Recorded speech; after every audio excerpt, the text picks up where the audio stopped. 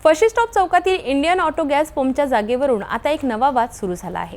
माजी नगरसेविका पद्मजा कौंडन्य यांनी मनपा अधिकाऱ्यांवर थेट भ्रष्टाचाराचे आरोप केले आहेत। नाल्याच्या जागेची हेराफेरी करून गॅस पंपला मदत केल्याचा आरोप त्यांनी केला आहे। एवढंच नाही तर परवानगी नसतानाही वृक्षतोड केल्याचाही आरोप त्यांनी केला आहे। तर दुसरीकडे मनपा प्रशासनाने मात्र सर्व आरोप फेटाळले असून सर्व काम नियमानुसारच झाल्याचं स्पष्टीकरण दिलं आहे। मग प्रश्न असा निर्माण होतो की मनपाने 1 ऑगस्ट रोजीचं स्पष्टीकरण दिलं असतानाही पद्मजा कौंडन्य यांनी 6 ऑगस्ट रोजी उपोषणाचा इशारा का दिला? यामागे नेमकं कोणतं राजकारण आहे? फर्शी स्टॉप चौकातील इंडियन ऑटो गॅस पंपच्या जागेवरनं राजकीय वाद पेटला आहे। माजी नगरसेविका पद्मजा कौंडन्य यांनी मनपा अधिकाऱ्यांवर भ्रष्टाचाराचे गंभीर आरोप केले आहेत। त्यांच्या म्हणण्यानुसार मनपा अधिकाऱ्यांनी नाल्याच्या जागेत हेराफेरी करून गॅस पंपच्या संचालकांना मदत केली आहे। इतकंच नाही तर गॅस पंपासाठी कोणतीही परवानगी नसताना झाडांची तोड केली गेली, परंतु प्रशासनाने कोणतीही कारवाई केली नाही। याच मागणीकरिता पद्मजा कौंडन्य यांनी 6 ऑगस्ट रोजी मनपा आयुक्तांना निवेदन दिलं। जर बेजबाबदार अधिकाऱ्यांवर कारवाई झाली नाही तर 14 ऑगस्ट पासून जिल्हाधिकारी कार्यालयासमोर उपोषण करण्याचा इशारा त्यांनी दिला आहे। या आरोपानंतर मनपा प्रशासनाने आपली बाजू मांडली आहे। मनपाच्या सहाय्यक संचालक नगर रचना विभागाने सांगितलं आहे की हे सर्व आरोप खोटे आहेत। गॅस पंपाचं काम नियमांनुसार आणि आवश्यक परवानग्या घेऊनच केलं गेलं आहे। यात कोणत्याही प्रकारची हेराफेरी झालेली नाही। विशेष म्हणजे मनपाने 1 ऑगस्ट रोजीच या संदर्भात पद्मजा कौंडन्य यांना लेखी पत्र पाठवून सर्व माहिती दिली होती। आता प्रश्न असा निर्माण होतोय की मनपाने 1 ऑगस्ट रोजीच लेखी स्पष्टीकरण दिलं असतानाही माजी नगरसेविकेने 6 ऑगस्ट रोजी निवेदन का दिलं? यामागे राजकीय हेतू आहे की आणखी काही कारण, हे तपासणं गरजेचं आहे। बघूया माजी नगरसेविका पद्मजा कौंडन्य यांनी दिलेलं पत्र। विषय: फर्शी स्टॉप येथील इंडियन ऑटो गॅस हा खोट्या ना हरकत प्रमाणपत्र सादर करून सुरू करण्यात आला तो कायमस्वरूपी बंद करण्याबाबत। संदर्भ: सौ पद्मजा विजय कौंडन्य यांचे 19/7/2025 रोजीचे पत्र, त्यावर माननीय चंद्रशेखर बावनकुळे, मंत्री महसूल, महाराष्ट्र राज्य यांचे निर्देश। नंबर 2, माननीय चंद्रशेखर बावनकुळे, मंत्री महसूल, महाराष्ट्र राज्य यांचे दिनांक 10/6/2025 रोजीचे पत्र। नंबर 3, या कार्यालयाचे पत्र क्रमांक जावक क्रमांक अमनपा संसनर कलम 127/674 दिनांक 24/7/2025 उपरोक्त संदर्भीय विषयांकित पत्राला अनुसरून कळविण्यात येते की नंबर 1, नाला मंजूर अभिन्यासामध्ये नाला दर्शविलेला आहे। इंडियन ऑटो गॅस कंपनी यांच्या नकाशामध्ये नाला दर्शविलेला आहे। पोलीस आयुक्तालय यांच्या नकाशामध्ये नाला दर्शविलेला आहे। प्रत्यक्षात जागेवर सुद्धा नाला आहे। त्याच अनुषंगाने या कार्यालयामार्फत BPMS ऑनलाईन बांधकाम परवानगी देण्यात आलेली आहे। ही बाब सुसंगत आहे। नंबर 2, झाडे उक्त भूखंडातील वृक्ष तोडणेबाबत वृक्ष अधिकारी तथा सहाय्यक आयुक्त मध्य झोन क्रमांक 2 राजापेठ मनपा अमरावती यांनी पाहणी करून कार्यालयाचे जावक क्रमांक अमनपा SA 204/2024 दिनांक 25/6/2024 अन्वये अर्जदारास पत्र देऊन मान्यता देण्यात आलेली आहे। नंबर 3, झाडे तोडणेबाबत व त्याचे नियोजन करण्याबाबत वृक्ष अधिकारी तथा सहाय्यक आयुक्त झोन क्रमांक 2 यांच्याशी संबंधित असल्याने त्याबाबत त्यांच्या मार्फत स्वतंत्र अहवाल देण्यात येईल। नंबर 4, विहीर, हँडपंप, मंदिरे उक्त भूखंडामध्ये विहीर, हँडपंप, मंदिर नसल्याबाबत आढळून आले।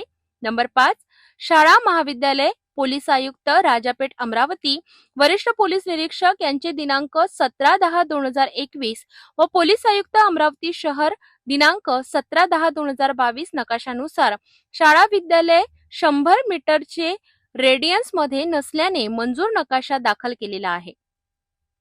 नंबर 6, श्री सतीश दातेराव व इतर त्यांचे मौजा राजापेठ स्क्वेअर क्रमांक 23 भूखंड क्रमांक 1 फर्शी स्टॉप येथील Indian auto gas company limited petrol pump DDMCA B 2024 APL 0544 708.20 05/2024 अन्वे या कार्यालयामार्फत महाराष्ट्र शासनाने दिनांक 2/12/2020 रोजी मंजूर केलेले एकत्रीकृत विकास नियंत्रण व प्रोत्साहन नियमावली UDCPR BPMS ऑनलाईन बांधकाम परवानगी देण्यात आलेली आहे.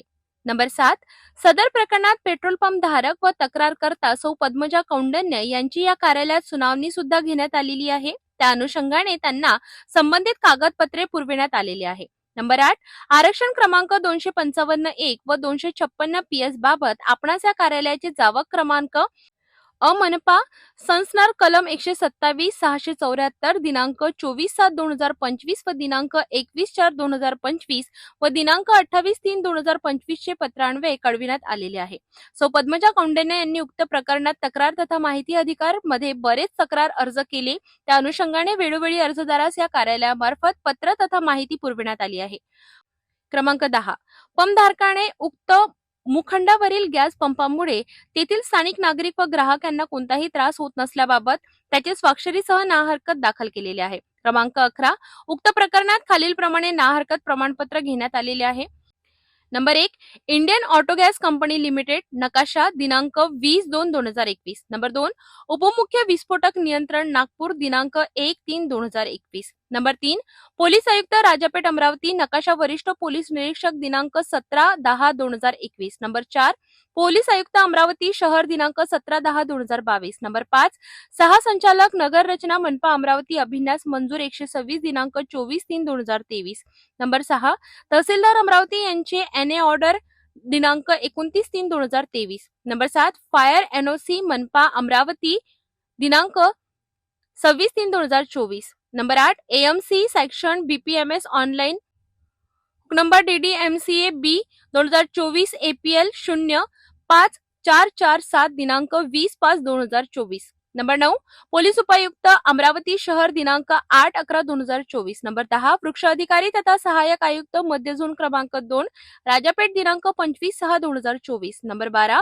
देण्यात आलेली परवानगी ही सर्व संबंधित विभागाचे ना हरकत प्रमाणपत्र तसेच मालकी हक्काचे कागदपत्रे तपासून महाराष्ट्र शासनाने दिनांक 2/12/2020 रोजी मंजूर केलेले एकत्रीकृत विकास नियंत्रण व प्रोत्साहन नियमावली UDCPR नियमानुसार देण्यात आलेली आहे. या कार्यालयामार्फत उक्त भूखंडावर 19.75 स्क्वेअर फूट कंसात 212.51 स्क्वेअर फूट ऑफिस करिता बांधकाम परवानगी देण्यात आलेली आहे.